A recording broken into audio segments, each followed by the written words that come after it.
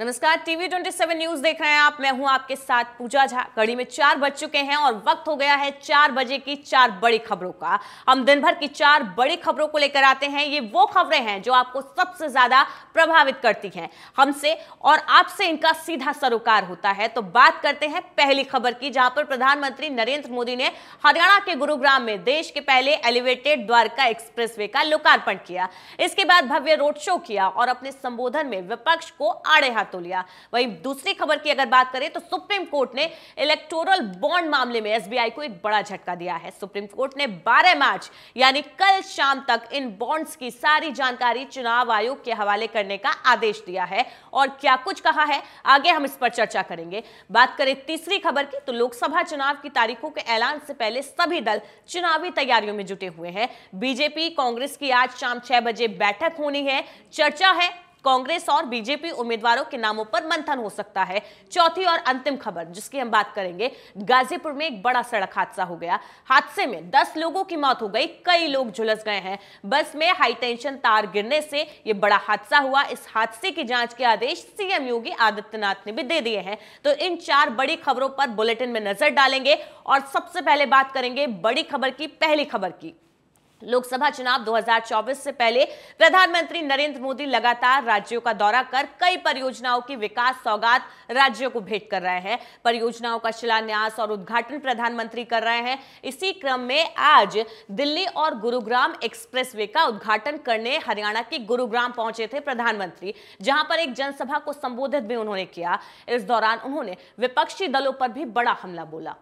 प्रधानमंत्री ने कहा, घमंडिया गठबंधन के नेता कह रहे हैं कि चुनाव की वजह से मोदी काम कर रहा है, लेकिन उन्हें पता ही नहीं कि 10 सालों में कितने चुनाव आए और कितने चुनाव चले गए। घमंडिया गठबंधन की नींद खराब हो गई है। उनको समझ ही नहीं आ रहा कि इतनी तेजी से भी काम हो सकता है क्या। वो कह रहे हैं कि चुनाव की वजह से मोदी काम कर रहा है, लेकिन 10 सालों में न जाने कितने चुनाव आए गए, लेकिन मोदी की गारंटी आज भी पूरी हो रही है। मोदी जो काम कहता है वो करके दिखाता है, इसीलिए जनता में उनकी लोकप्रियता है। लेकिन इनके चश्मे का नंबर नहीं बदला, वो अभी भी नेगेटिव है।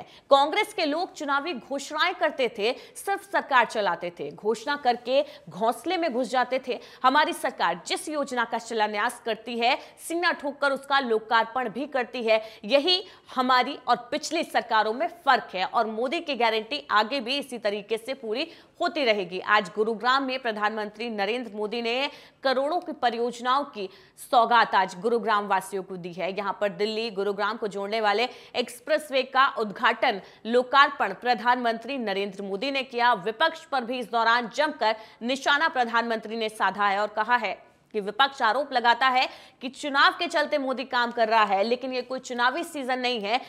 पिछले 10 सालों में न जाने कितने चुनाव आए, कितने चले गए, लेकिन हम इसी तरीके से काम कर रहे हैं।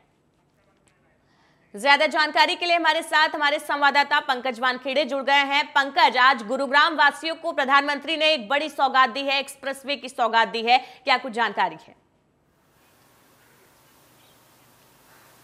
बिल्कुल बेशक पूजा, देखिए एक बहुत बिल्कुल बेशक देखिए इंपॉर्टेंट प्रोजेक्ट था द्वारका एक्सप्रेसवे, उसका उद्घाटन आज प्रधानमंत्री नरेंद्र मोदी ने किया। करीबन अगर बात करूं तो करीबन 19 किलोमीटर का जो पैच था उसका उद्घाटन प्रधानमंत्री मोदी ने किया, क्योंकि लगातार कहा जाता था कि जब भी गुड़गांव और द्वारका के बीच, दिल्ली के बीच जाम की समस्या बड़ी होती थी, तो कहीं ना कहीं ये एक बड़ा बहुउद्देशीय प्रोजेक्ट था जो पूरा हो गया है, लगभग कंप्लीट हो गया। अब गुड़गांव से डायरेक्ट सीधा एयरपोर्ट जाया जा सकता है। तो करीबन आज 16,000 करोड़ का जो प्रोजेक्ट पूरा है उसका शिलान्यास प्रधानमंत्री मोदी ने उद्घाटन भी आज किया है।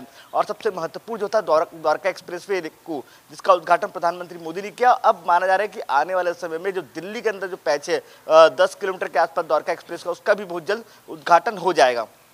लोकसभा चुनाव करीब है, ऐसे में जिस तरीके से प्रधानमंत्री नरेंद्र मोदी एक्टिव नजर आ रहे हैं, कहीं ना कहीं विपक्ष की नींदें उड़ रही है और शायद इसीलिए आरोप लगा रहे हैं कि चुनावी समय है, इसलिए प्रधानमंत्री इतनी तेजी से काम कर रहे हैं। लेकिन आज प्रधानमंत्री ने उनको भी जवाब दिया और कहा 10 सालों में न जाने कितने चुनाव आए, कितने चुनाव चले गए, लेकिन इस सरकार में जिस काम का शिलान्यास होता है, जिस योजना का नींव रखी जाती है, वो पूरी करके दिखाते हैं। विपक्ष को कहीं ना कहीं एक करारा जवाब प्रधानमंत्री की तरफ से आज मिलता दिखाई दिया। बिल्कुल बेशक। देखिए, जिस तरह से जिस प्रोजेक्ट का उद्घाटन प्रधानमंत्री मोदी द्वारका एक्सप्रेस वे कर रहे थे, उस वक्त प्रधानमंत्री मोदी संबोधित करते हुए इस बात को कहा कि उन्होंने कि किस तरह विपक्ष लगातार, चाहे घमंडिया अलायंस की बात की हो या तमाम विपक्षी नेताओं की बात की, उन्होंने कहा कि लगातार वो आरोप लगाते हैं कि प्रधानमंत्री मोदी चुनाव है इसलिए उद्घाटन कर रहे हैं, लेकिन ऐसा नहीं है। लगातार मैं विकास का काम करता नजर आता हूँ और करता हूँ, और लगातार नए नए प्रोजेक्ट हैं उसका उद्घाटन और जो देश को बेहतर विकास की तरफ ले जाता है, मैं उसके उद्घाटन करता हूं। और साथ ही प्रधानमंत्री मोदी ने विकसित भारत 2047 की भी बात की और कहा कि किस तरह से भारत विकसित देश बनता नजर आ रहा है। और साथ ही साथ तमाम कई और प्रोजेक्ट है जिसका उद्घाटन प्रधानमंत्री मोदी ने आज किया। और जिस तरह से विपक्ष को आड़े हाथ लिया प्रधानमंत्री मोदी ने, वो लगातार उस पर सवाल खड़े करते नजर आए विपक्षों पर, क्योंकि विपक्ष लगातार ये बात कहता नजर आया था कि किस तरह से जो केंद्र सरकार है वो चुनाव के मद्देनजर उद्घाटन और शिलान्यास कर रही है। बिल्कुल पंकज, विपक्ष कहीं ना कहीं अब एक्टिव हुआ है जाकर, लेकिन प्रधानमंत्री तब से काम कर रहे हैं। पिछले 10 सालों में जितनी भी योजनाएं की गई थी, लाई गई थी जनता को, वो आज समर्पित की जा रही हैं, उन पर काम पूरा हुआ है। ये एक भरोसा जनता में भी जाता है। और अगर इसको भी देखें आने वाले चुनाव के लिहाज से, तो इंडिया अलायंस पर कितना इसका प्रभाव पड़ेगा? बीजेपी को काफी मजबूती इससे मिलती जा रही है।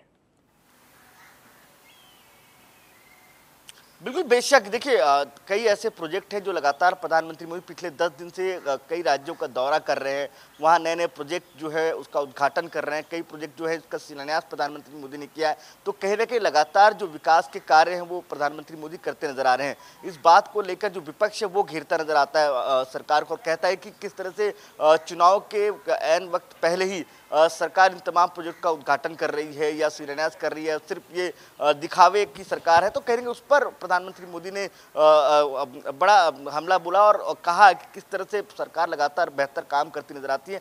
दूसरी तरफ लगातार जरूर तमाम जो प्रोजेक्ट उद्घाटन हो रहे हैं, खासतौर द्वारका एक्सप्रेस, उसका जरूर दिल्ली वासी और तमाम हरियाणा के लोगों उनको फायदा जरूर मिलता नजर आएगा। और चुनाव भी माना जा रहा है इसका जरूर फायदा होगा, क्योंकि जो उद्घाटन द्वारका एक्सप्रेस वे है उसका फायदा तमाम लोगों जाम से निजात और साथ ही साथ जो फ्लेक्सिबिलिटी है दिल्ली और गुड़गांव के लोगों को आने जाने में, वो जरूर मिलेगी। बिल्कुल, इन परियोजनाओं का सीधा फायदा जनता तक पहुंच रहा है और आने वाले चुनाव में हो सकता है इसका सियासी फायदा पार्टी को भी मिले। आप बने रहिए हमारे साथ, अगली खबर पर बात करेंगे। बुलेटिन में अब बात करेंगे दूसरी खबर की। सुप्रीम कोर्ट से स्टेट बैंक ऑफ इंडिया को एक बड़ा झटका लगा है। सुप्रीम कोर्ट ने एसबीआई को कल यानी कि 12 मार्च तक इलेक्शन कमीशन को चुनावी बॉन्ड की डिटेल्स देने का आदेश दिया। इसके साथ ही कोर्ट ने ज्यादा समय देने की मांग वाली याचिका को खारिज कर दिया है। सीजेआई डीवाई चंद्रचूड़ की अध्यक्षता वाली सुप्रीम कोर्ट की 5 जजों की बेंच ने एसबीआई को कड़ी फटकार भी लगाई और पूछा कि 26 दिनों तक क्या किया। कोर्ट ने 15 फरवरी को आदेश दिए थे, अब तक अनुपालन क्यों नहीं किया गया? इस पर एसबीआई की तरफ से कहा गया कि चुनावी चंदे की जानकारी को कोड किया गया है, इसे डिकोड करने में वक्त लगेगा। एसबीआई ने गोपनीयता का हवाला दिया है। हालांकि कोर्ट ने किसी भी तर्क को स्वीकार करने से इनकार कर दिया है। कोर्ट ने कहा, जिन आधारों पर आप अतिरिक्त समय मांग रहे हैं वो हमारे द्वारा जारी निर्देशों से बिल्कुल मेल नहीं खाता, इसलिए इस याचिका को यहीं पर खारिज किया जाता है। तो एसबीआई को ये बड़ा झटका लगा है। अब इलेक्टरल बॉन्ड की जो जानकारी है 12 मार्च तक वो सुप्रीम कोर्ट को देनी होगी। इसी खबर पर ज्यादा जानकारी के लिए न्यूज रूम से मेरी सहयोगी शिवानी जुड़ गई हैं। शिवानी, एसबीआई को आज एक बड़ा झटका लगा है। 12 मार्च तक जितने भी इलेक्टोरल बॉन्ड हैं उनकी जानकारी सुप्रीम कोर्ट को देनी होगी।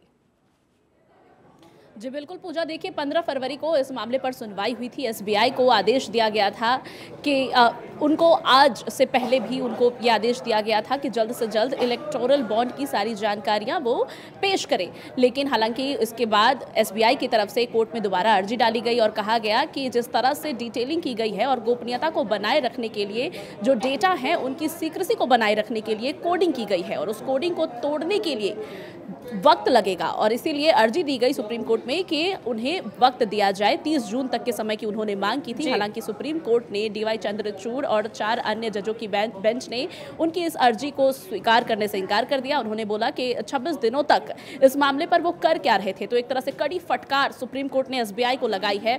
हरीश साल्वे जो एसबीआई की तरफ से जो वक्ता थे, उन्होंने अपनी बात रखी और ज्यादा समय की मांग की थी, लेकिन सुप्रीम कोर्ट ने सीधे सीधे केवल 24 घंटे के अंदर सारी जानकारी देने के लिए निर्देश दे दिए हैं और अब 24 घंटे के अंदर एसबीआई को सारी डिटेल्स कोर्ट के सामने देनी होगी।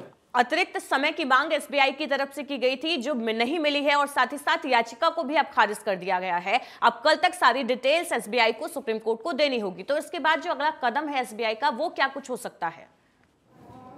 देखिए पूजा, एसबीआई ने 30 जून तक का वक्त मांगा था। अब 30 जून और 24 घंटे में बहुत बड़ा फर्क है। जिस डेटा को डिकोड करने के लिए एसबीआई कह रही थी कि हमें 30 जून तक का वक्त चाहिए होगा, अब कोर्ट ने फटकार लगाते हुए कह दिया है कि नहीं, आपने 26 दिनों तक आपने किया क्या? ये हमारे आदेश की अवहेलना है। 26 दिनों तक क्या एसबीआई ने क्या किया इस बारे में बताएं, और केवल 24 घंटे की मोहलत दी गई है।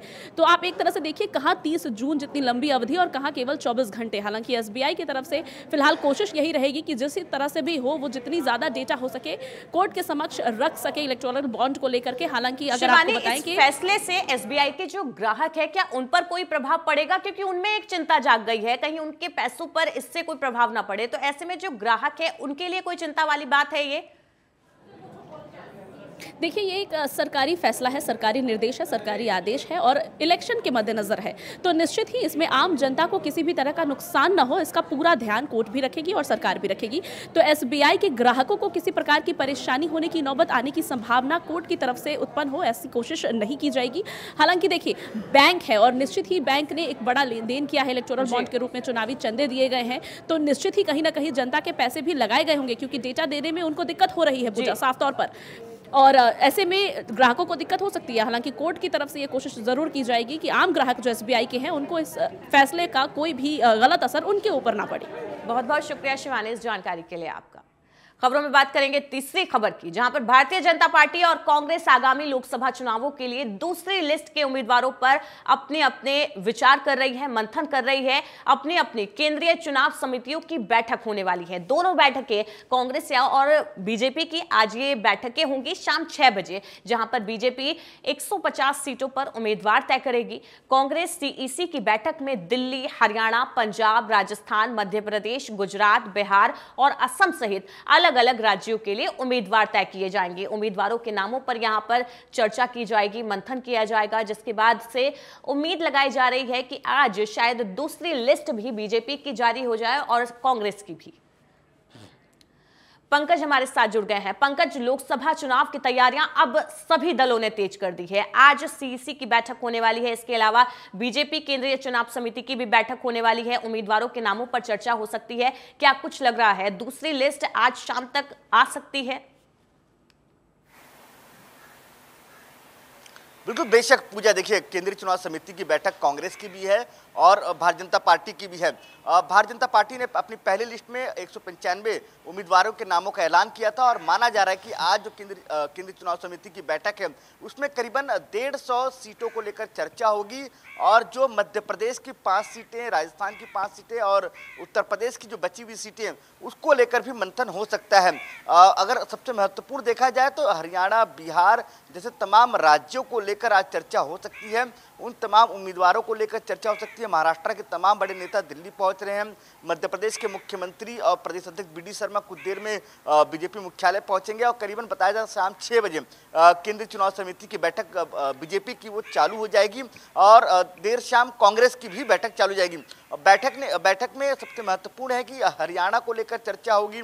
इसके अलावा बिहार, महाराष्ट्र और साउथ के कुछ राज्य हैं, उनको लेकर चर्चा होगी, जिनको लेकर माना जा रहा है कि देर शाम तक जो उम्मीदवारों के नाम है उसका ऐलान किया जा सकता है। लेकिन दूसरी तरफ कांग्रेस भी आज मंथन कर रही है। आज केंद्रीय चुनाव समिति की उनकी बैठक है और कांग्रेस भी अपनी लिस्ट है, जो दूसरी लिस्ट है, वो कल या देर शाम वो भी जारी कर सकती है।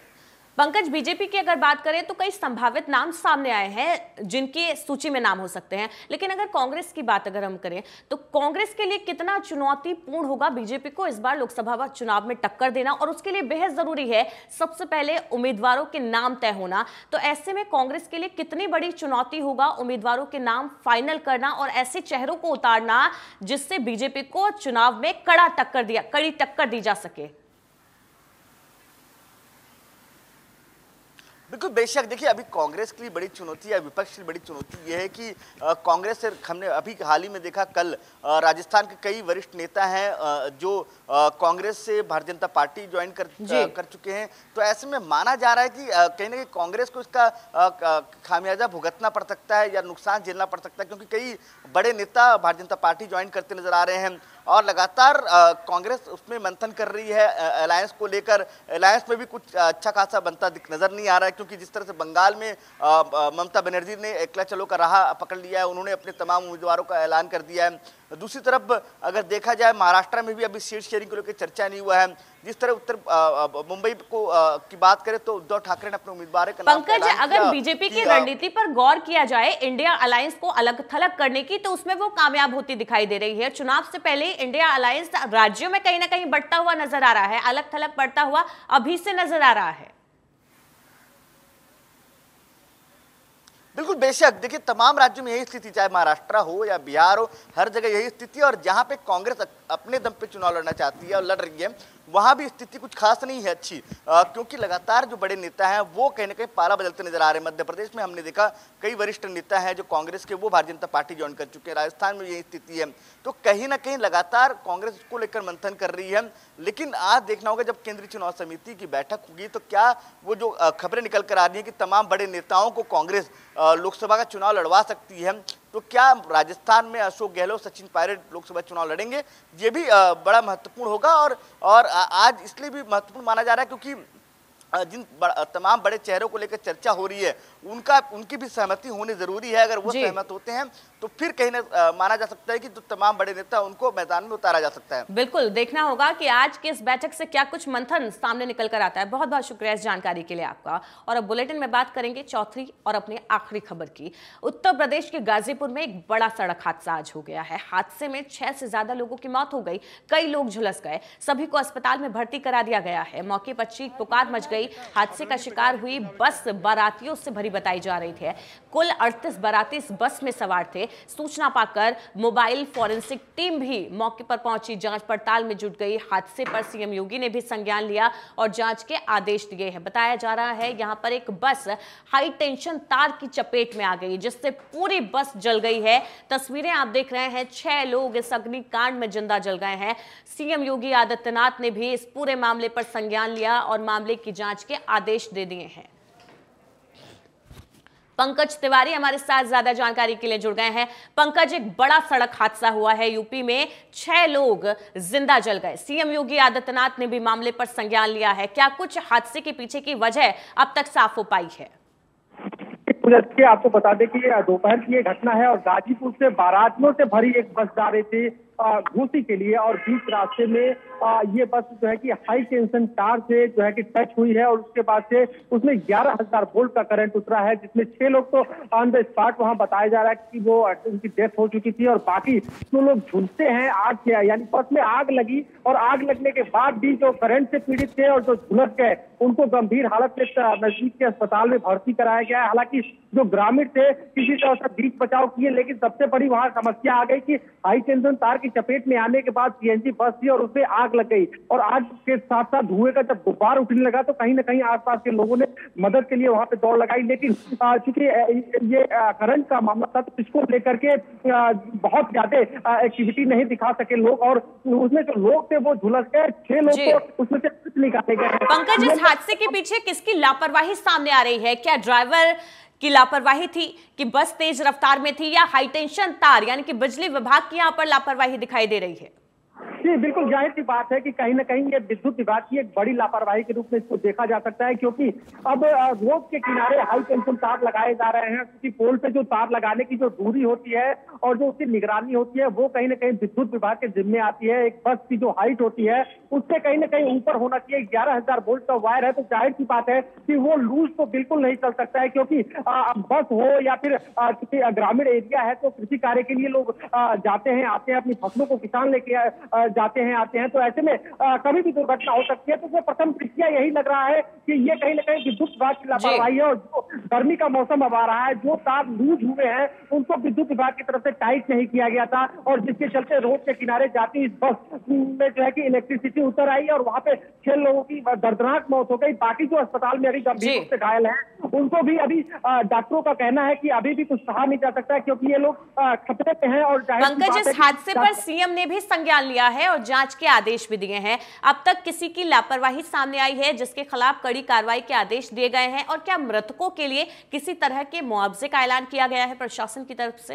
बता दें कि सीएम योगी आदित्यनाथ ने पूरे मामले का संज्ञान लिया है और सीधे तौर पे कहा है कि जो सरकारी महकमा है जल्द से जल्द जो पीड़ित लोग हैं, जो इसमें गंभीर रूप से घायल हैं, उनको हर तरह की सुविधा उनको मुहैया कराई जाए। यानी इलाज से संबंधित जो भी सुविधा है वो तत्काल मुहैया कराई जाए। हालांकि जो मृतकों के लिए अभी किसी तरह की घोषणा का ये मामला नहीं आया है कि मृतकों के परिवार को कितना दिया जाएगा, ये सरकार की तरफ से या फिर विद्युत विभाग की तरफ से अलग से दिया जाएगा। जाहिर सी बात है कि जो जूनियर इंजीनियर उस सेक्टर में आता होगा उसकी ये बड़ी लापरवाही है, और इस पूरे मामले में विद्युत विभाग भी कहीं ना कहीं अपने कर्मचारियों के ऊपर बड़ी कार्रवाई कर सकता है। पंकज, इस हादसे में 6 लोग जिंदा जल गए और कहा जा रहा है कि मरने वालों की संख्या अभी बढ़ सकती है, क्योंकि 38 यात्री बस में सवार थे। तो ऐसे में जो उपचार जिनका चल रहा है, अस्पताल में भर्ती है मरीज, उनकी हालत कैसी है? उनकी हालत कहां तक स्थिर बताई जा रही है?